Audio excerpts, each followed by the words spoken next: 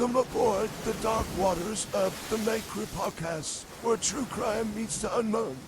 Each month we dive into the eerie, the unsolved, and the stories that haunt the shadows. If it's creepy, mysterious, or just plain unsettling, you'll find it here.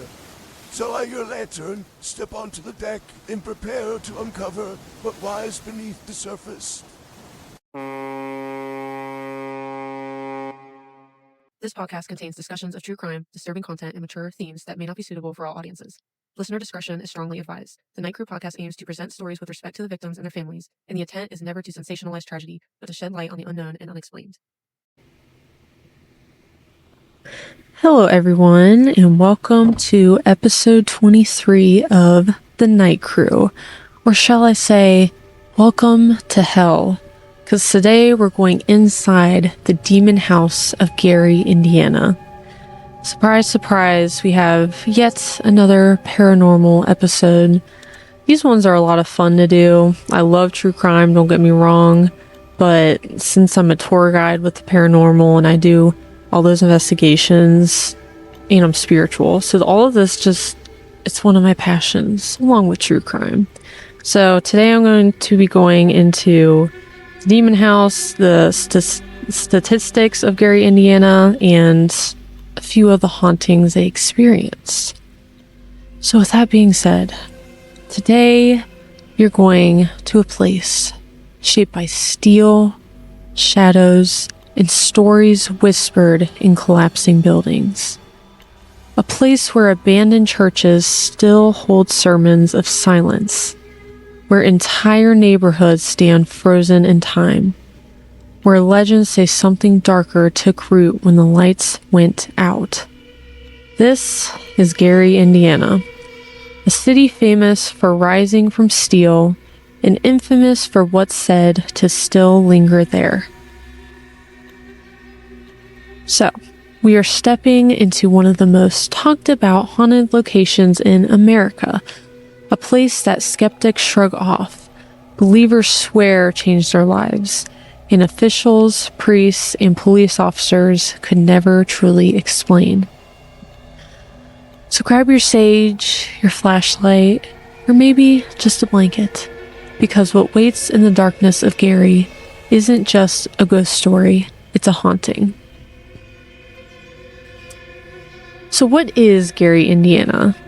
Before we dive into all the demons, possessions, and police reports, we need to understand the soul of the city itself.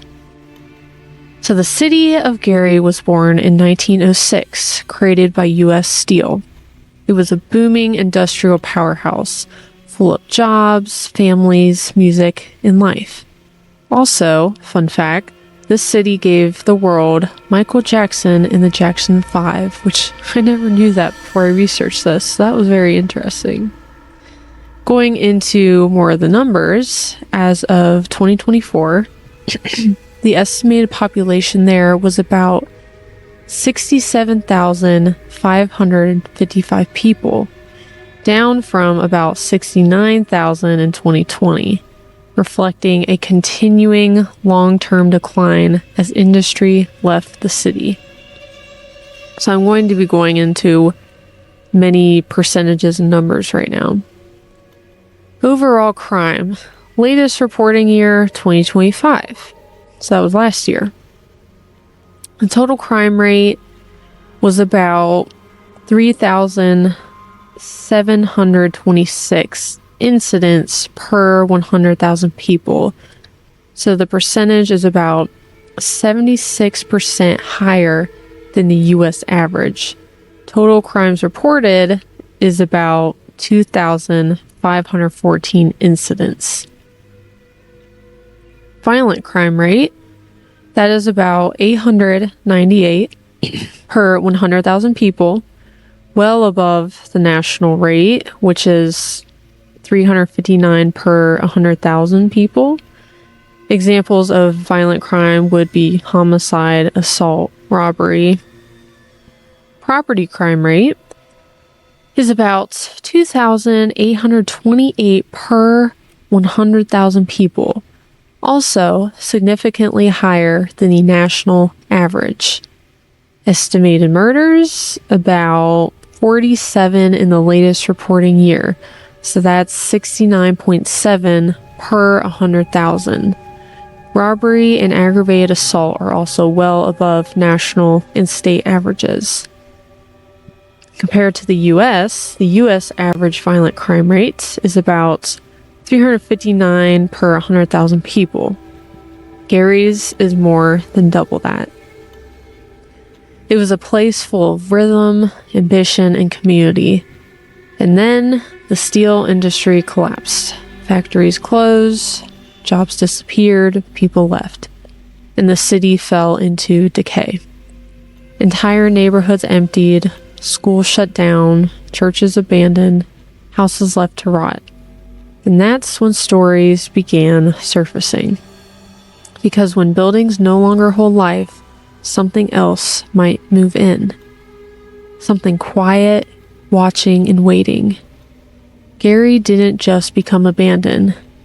It became haunted. And before I go into the case of the demon house, while I was researching this, I thought of an encounter I had. I was in Florida last year, and I went into this souvenir shop. And the guy at the counter, he said he was from Gary, Indiana. I'm like, oh, why did you move down to Florida?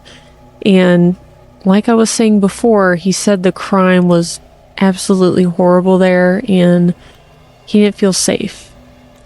But I mean, regardless, people still do live there. I don't have the numbers from this year because, it's only January 19th. So I just have 2025 as the latest statistics. That interaction with him told me, this place it's struggling. Let's just say that. The most infamous case, the demon house. Regarding the deaths or land history connected to the demon house, there's no public record or widely accepted historical account showing that anyone died in that house either before the Amons family moved in or during the events they reported. Local news coverage, police reports, and historical documentation do not list prior homicides, suicides, or deaths tied to that specific address.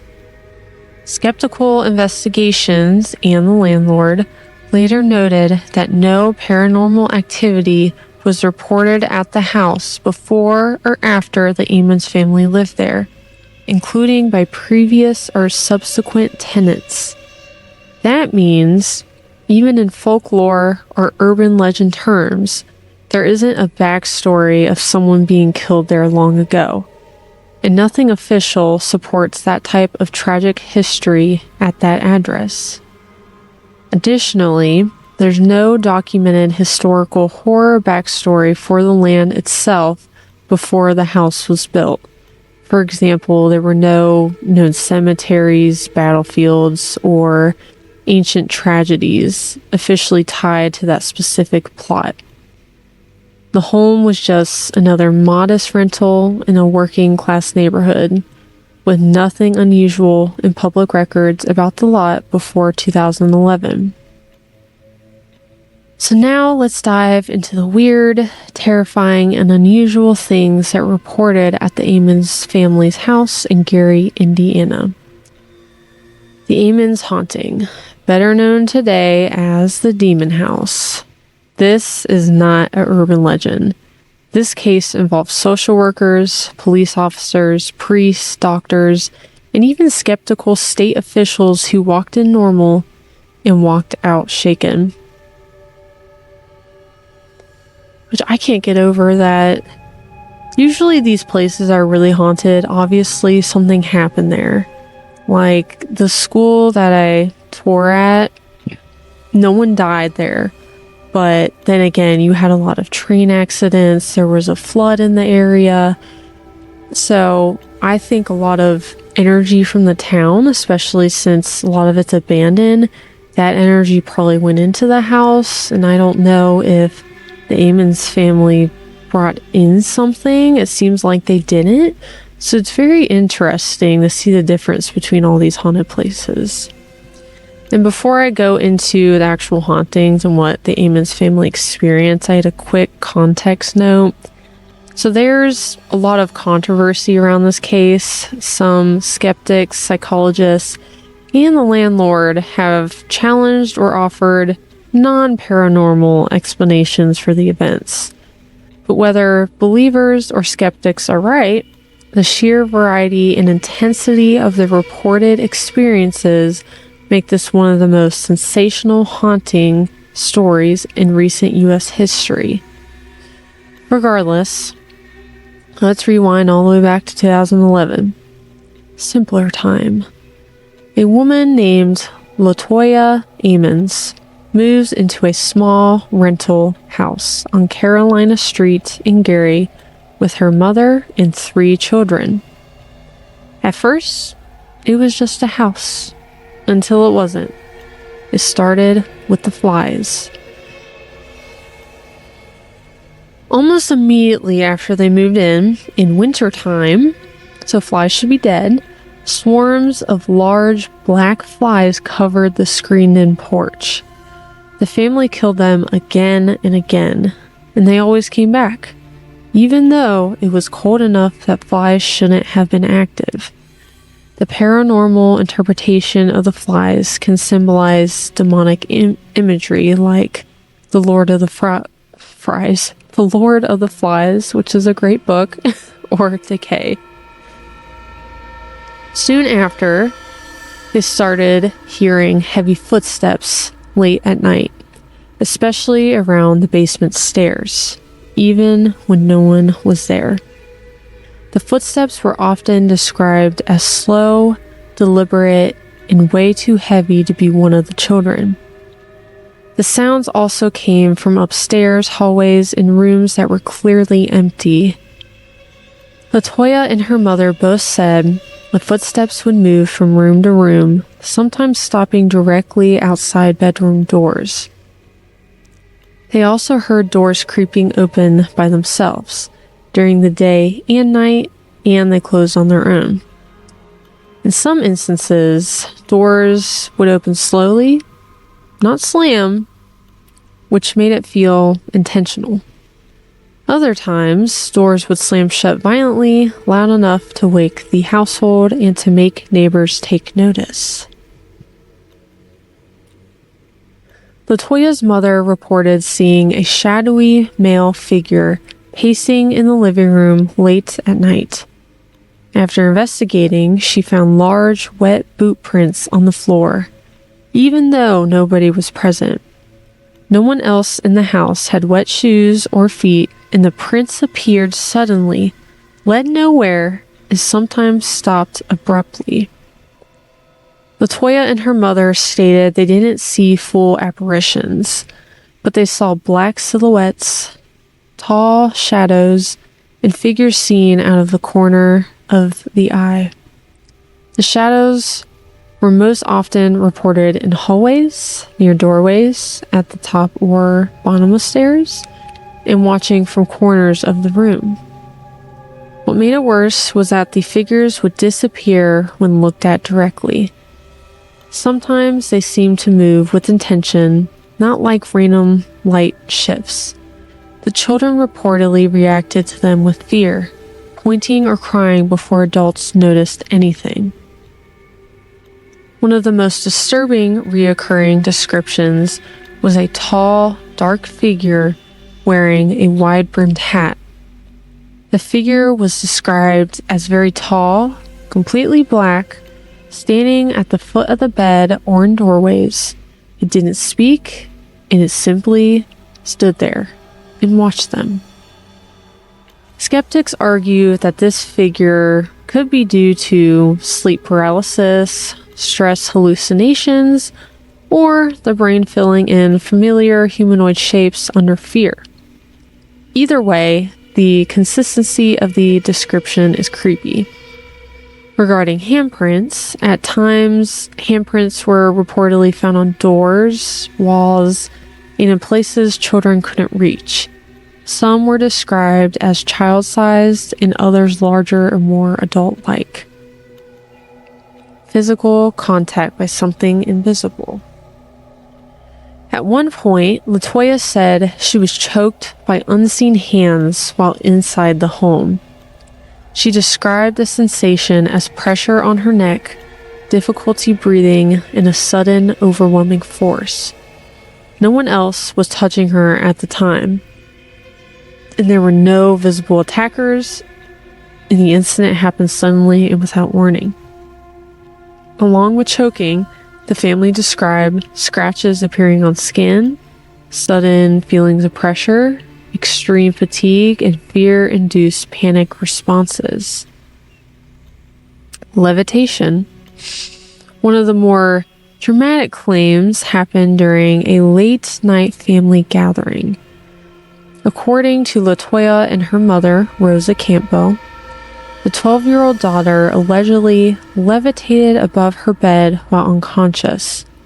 Her body appeared rigid, her eyes were either rolled back or unfocused, and the family said she was unresponsive while this was all happening. Afterward, her daughter had little to no memory of the event at all, and she appeared confused and frightened.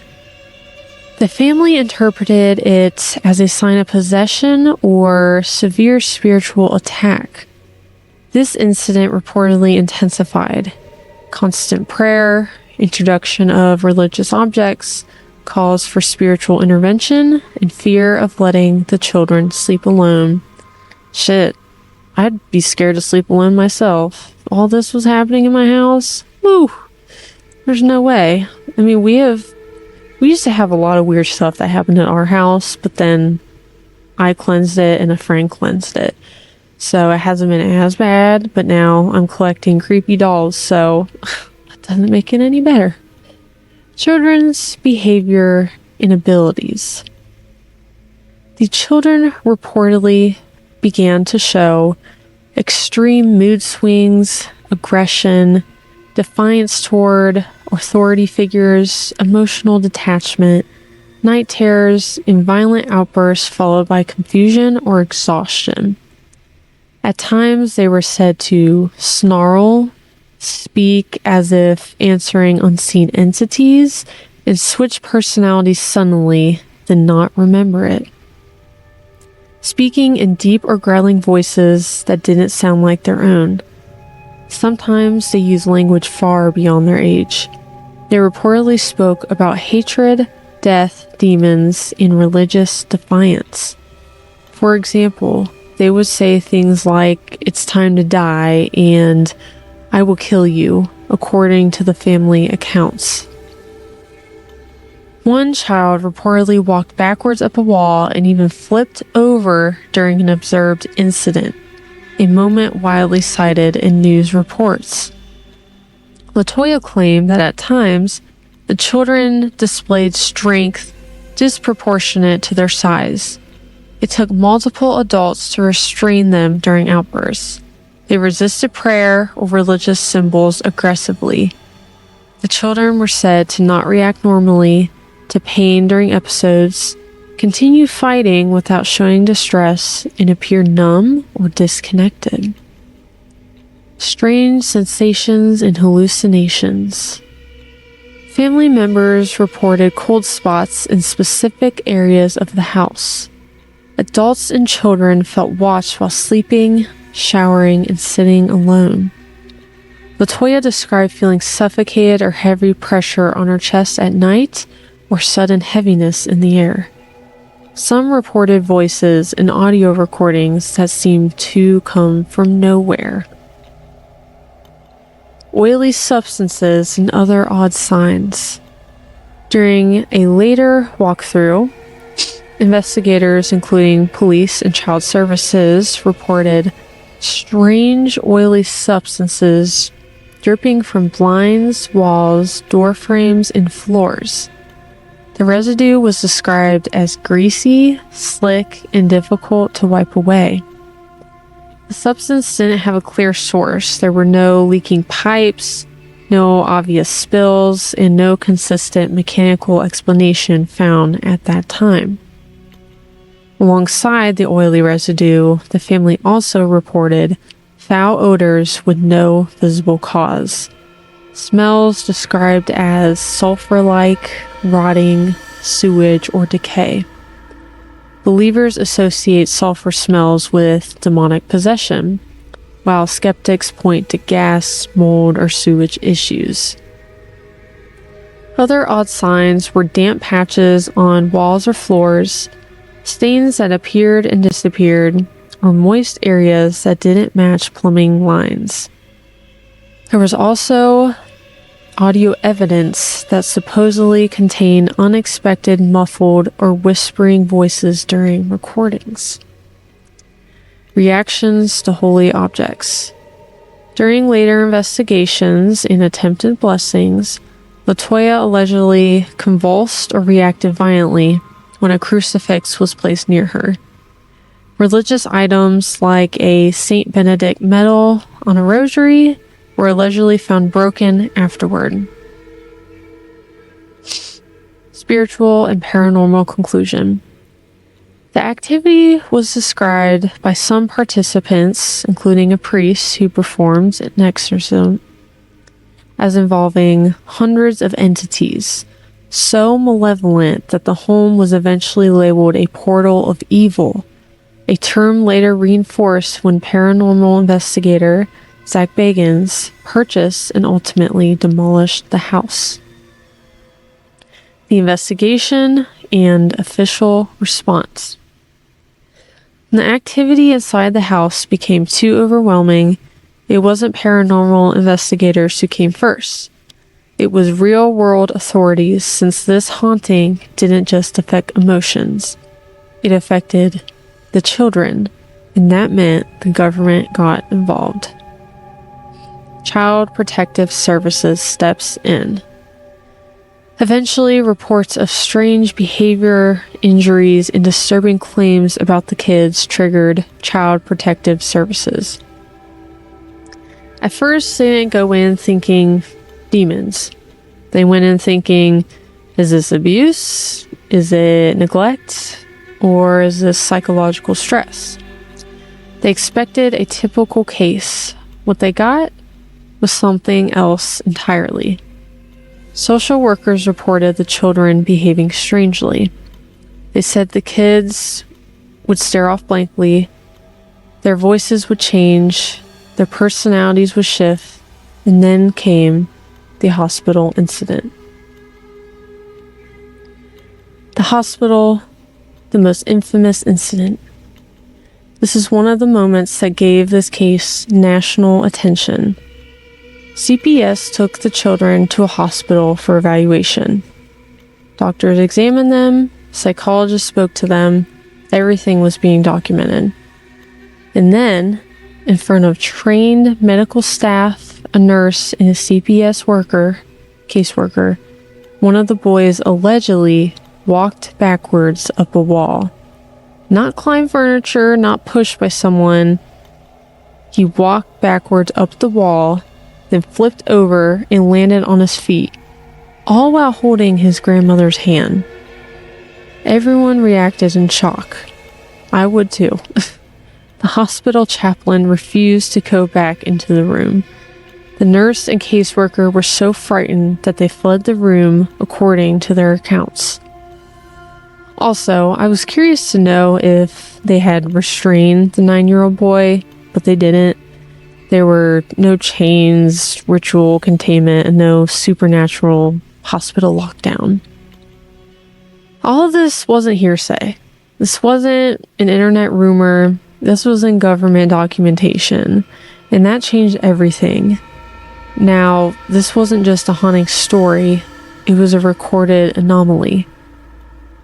Even skeptics and law enforcement admitted they couldn't explain what they saw written in those reports.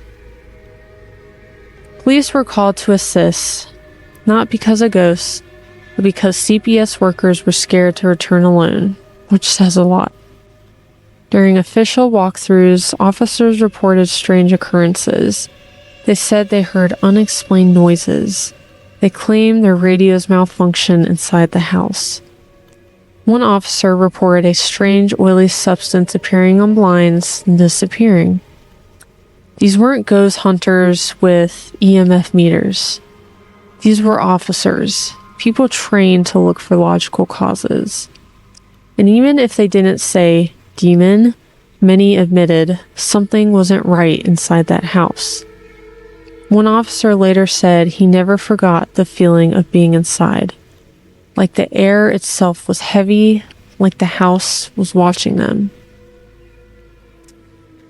And after all of this, hospital witnesses, government case reports, police involvement, priests performing exorcism, you would think everyone would agree something supernatural happened. But that's not what happened. Instead, the world divided. Some said, this is proof or this is real. Others said, this is psychology, trauma, mass hysteria, and media exaggeration. Doctors argued stress can manifest physically. Psychologists discussed cultural belief influence. Skeptics called it manipulation. But here's the truth. Whatever happened in that house, it was enough to terrify professionals. Enough to involve multiple government agencies. Enough to drive a priest to battle forces he believed were real. Enough to make strong men uneasy. Enough to leave scars. And for many involved, it was something they would never forget. The exorcisms. The Catholic Church assigned Father Michael to evaluate the Amen's family. So he began with blessings, prayers, and spiritual counseling. But the activity didn't stop. It intensified. Eventually, the case was escalated to the church. And this is important. The Catholic Church does not hand out exorcisms easily. They investigate, question, and they push for psychological explanations first. So when the church assigned Father Michael to evaluate the family, he was skeptical at first. He interviewed the family, observed their behavior, prayed in the home, and he claimed he felt something real. He documented signs he believed suggested possession. He later said he believed there were multiple entities involved, not just one, multiple. The signs of possession. According to Father Michael, the family, especially LaToya, began showing what he believed were classic signs of demonic oppression, such as violent reactions to prayer, trance-like states, sudden rage, unexplained physical sensations, and spiritual resistance. He said her demeanor changed. Her voice didn't sound like her own. Her body reacted to holy water and oils with pain and agitation. I'm talking about LaToya, by the way. And so the priest did something extremely rare. He contacted the bishop and requested permission to perform an exorcism. This isn't just paperwork. This isn't symbolic. This is the church officially declaring, we believe you are dealing with a demonic force. And they approved it. So the battle begins. The first exorcism wasn't some theatrical Hollywood scene. It was in a quiet room, dim, serious, and sacred. Just a priest, a terrified woman, and their faith. Father Michael placed his stole, which is the wide garment they wear around their neck. He opened the rite of exorcism and he began. Latin prayers filled the room. And according to his account, LaToya reacted violently. Her body shook, she screamed, her voice turned deeper, her face distorted with anger. She cursed, she growled. She fought against something no one could see, but the priest continued. This wasn't a movie, this was spiritual combat. Multiple exorcisms. One exorcism wasn't enough. In fact, it took multiple sessions. Some sources say 3, others say more. Some were done privately, some in church, some in her home. Each time, Father Michael said he felt resistance like pressure in the room. like something pushing back, like something didn't want to leave. So he prayed harder, he called on saints, he invoked Christ's authority, he commanded whatever was there to leave. And gradually, little by little, something changed.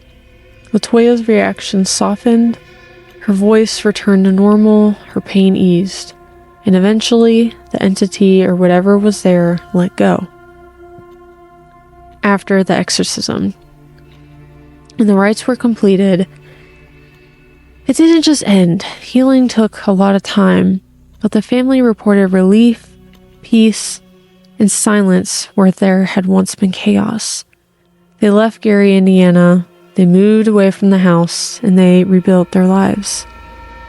Even Father Michael later said he truly believed he fought something real, something ancient, malicious, and not imagined. It wasn't hysteria, and it was something spiritual. Faith versus skepticism. Whether you believe in demonic possession or not, here's the undeniable truth. The Catholic Church treated this as real. The priests treated this as real. The family experienced something that felt real, and the city of Gary, Indiana was left with scars. Some people say faith saved them, others say psychology healed them. Some say stress broke them, while others say evil targeted them. But no matter what side you lean toward, this case remains one of the most documented, most controversial, and most chilling exorcism accounts in modern America. The story didn't end there, because while the family escaped, the house stood still, silent, empty, and waiting, until someone else came along and decided to confront the darkness themselves. Zach Bagans and the Demon House. If you've watched Ghost Adventures, you know Zach Bagans isn't easily scared. He's dramatic, yes, but he's also relentless. When he heard about the Gary, Indiana Demon House, he didn't hesitate.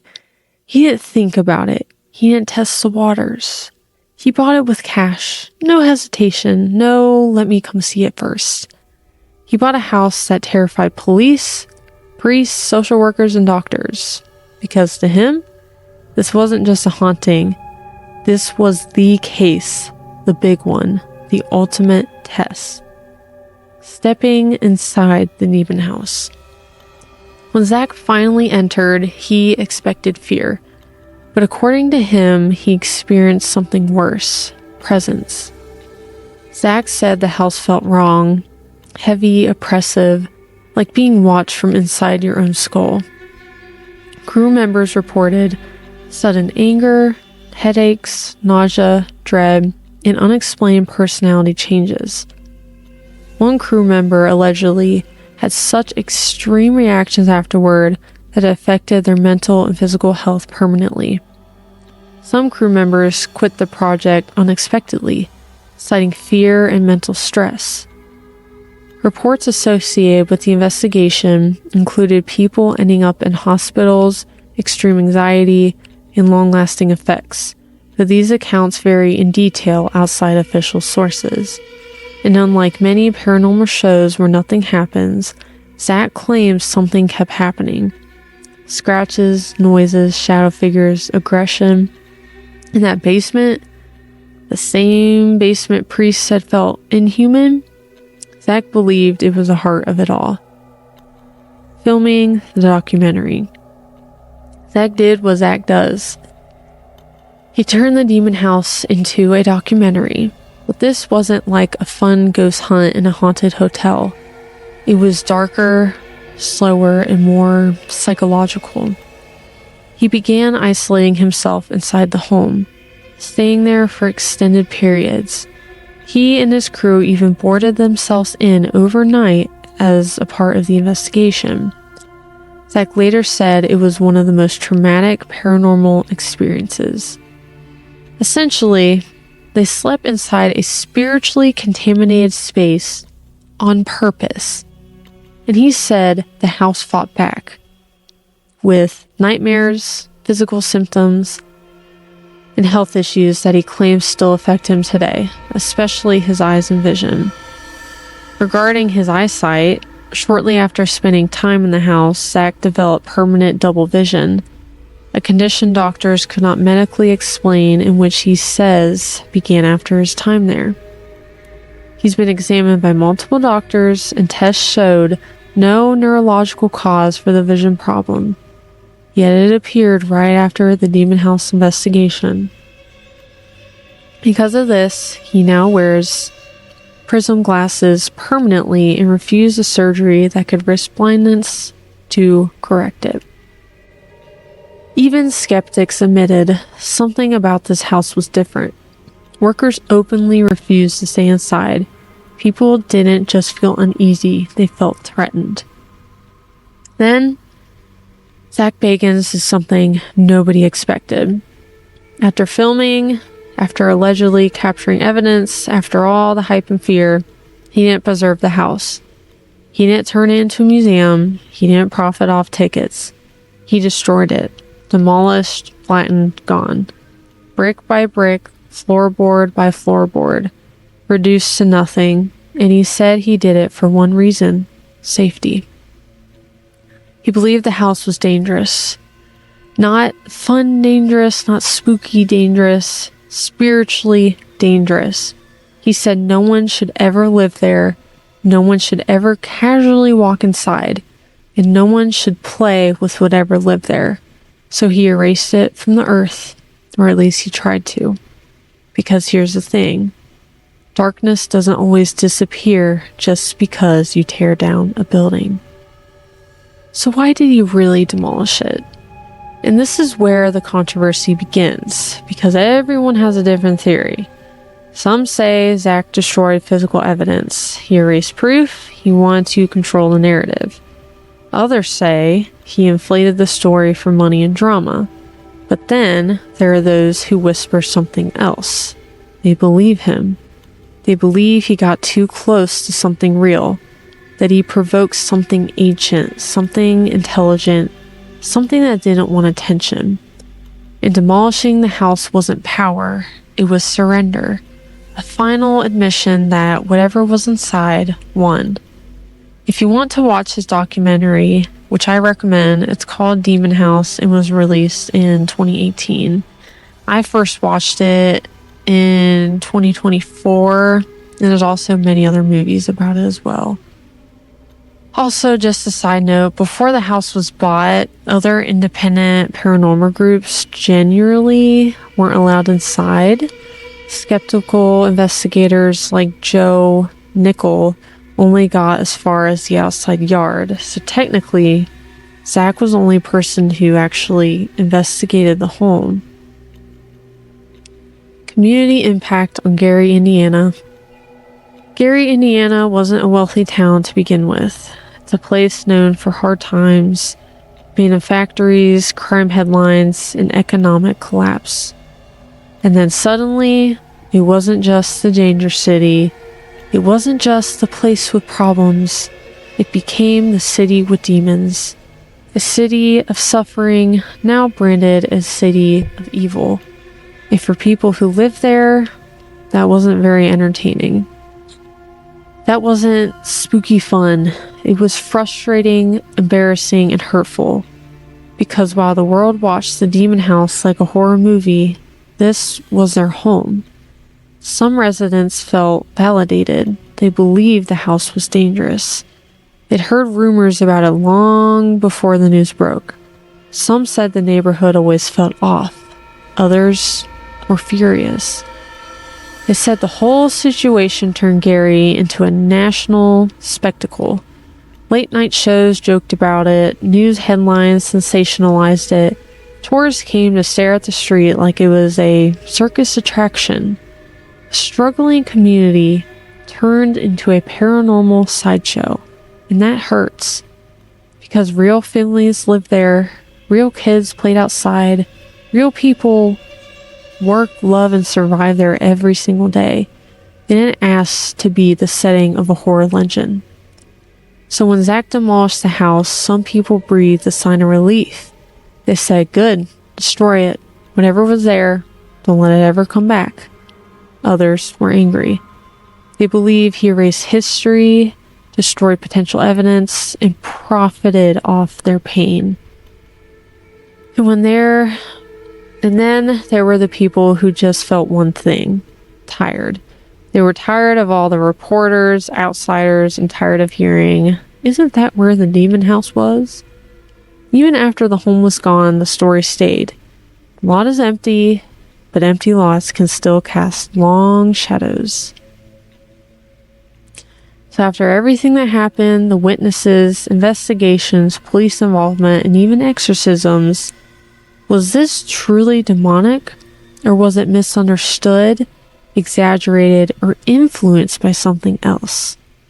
Let's begin with the believer's perspective, who feel the case is legit and terrifying. So what did they believe? There were multiple credible witnesses like police officers, CPS workers, medical professionals, and priests. Witness reports line up instead of contradicting each other. Physical phenomena reportedly witnessed by officials, like the child walking up the wall, one of the most cited claims. The alleged poor health and mental stability of those involved. Zach Bacon's experiences and later demolition of the house. People reporting lingering effects after visiting the home. And residents of Gary's saying the area already had dark energy and this house amplified it. Believers don't just think it was haunted, they think it was dangerous, malevolent, and something not meant to be trifled with. Now, the skeptics don't necessarily think everyone lied, but they question how the story was interpreted. So they argue that media sensationalization amplified the events. There were possible mental health factors like stress, suggestion, and hysteria. Children may have been influenced by adult fears. Social workers and police possibly misinterpreting events under pressure. Normal house issues mistaken for paranormal. Mold, sickness, environmental toxins causing symptoms, etc. They said memories change over time, especially when tied to trauma. And the story financially benefited people later through books, films, documentaries, videos, etc. Some skeptics even think the mother may have exaggerated events. Maybe professionals may have misremembered, or the child walking up the wall movement may have been misunderstood. I don't know how you can misunderstand that, but there is a gray area. This is where things get interesting. There are people who are not fully believers, not fully skeptics. They believe something strange happened, but not necessarily demons. So they consider psychological mass influence, urban legends taking on life, trauma manifesting as paranormal interpretation, and community fear feeding itself. Gary's demon house sits at the crossroads of faith and fear, belief and doubt. On one side, you have terrified witnesses, officials who swear they saw the impossible, and a family forever marked by the experience. On the other, doctors, investigators, and skeptics who insist that nothing supernatural ever happened. So was this a genuine brush with evil, or a powerful story shaped by fear, belief, in the human mind? After months of fear, chaos, and dramatic events, Latoya Amons and her children eventually left the infamous Gary house. In their new home, they reported no repeat of the terrifying experiences that haunted them in Indiana. In late 2012, Latoya regained full custody of her 3 children after they completed therapy and were evaluated as safe and stable. For a time, the Department of Child Services continued to check in on the family to make sure they were okay, but those checks eventually stopped as life returned to a more normal rhythm. Latoya has spoken publicly about the ordeal, saying she believes what happened to them was real and terrifying, but that family unity and time helped them recover. And according to reporting, nothing like that haunting ever followed them to their new home. Today, while pieces of the demon house have appeared in paranormal exhibits and films inspired by their experience continue to be made, the Ammons family themselves have stepped back into ordinary life, no longer in that house and no longer living in the shadow of what happened there. While not exactly where they are today, the family story has continued to be adapted and referenced in media, including films like The Deliverance, which is loosely inspired by their experience. That is a great movie, make sure to watch it. Director Lee Daniels even spoke with LaToya during development and described her as being at peace, though creative changes remain in the movie version for storytelling reasons. So in the end, what do we really do with a story like the Gary, Indiana Demon House? We've heard the testimonies, we've looked at the investigations, we've talked about police reports, CPS, skeptics, believers, documentary crews, and the family who lived through it all. We've gone through fear, controversy, trauma, fascination, and maybe even just a little bit of disbelief. And yet, the house is gone, bulldozed, erased from the street. But the story? That story never left. It still lives in documentaries, paranormal shows, YouTube deep dives, podcasts like this one, and in whispers that still float through the city of Gary. Some people say it proves evil exists. Others say it proves fear can consume a community. Maybe it's proof of something supernatural. Or maybe it's proof of how deeply human we are when confronted with the unknown. What I do know is this. Whether you believe in demons or not, whether you think this was a haunting, hysteria, or something in between, the Gary Demon House leaves a mark. It asks the uncomfortable questions. It makes you wonder about the things we can't explain and the things we may never want to. So I'll leave you with this. If a house can be demolished, but its story refuses to die, what does that really say about what happened there? Was this just a nightmare that got out of control? Or did something truly dark live on that quiet little street in Gary, Indiana? I'll let you decide that. Thank you for listening to this episode today. If you enjoyed diving into this case with me, make sure to follow, like, share, and leave a comment. I've got more hauntings, mysteries, and dark stories on the way, and trust me, you don't want to miss what's coming next. Until then, stay curious and cautious because sometimes the most terrifying things never stay gone.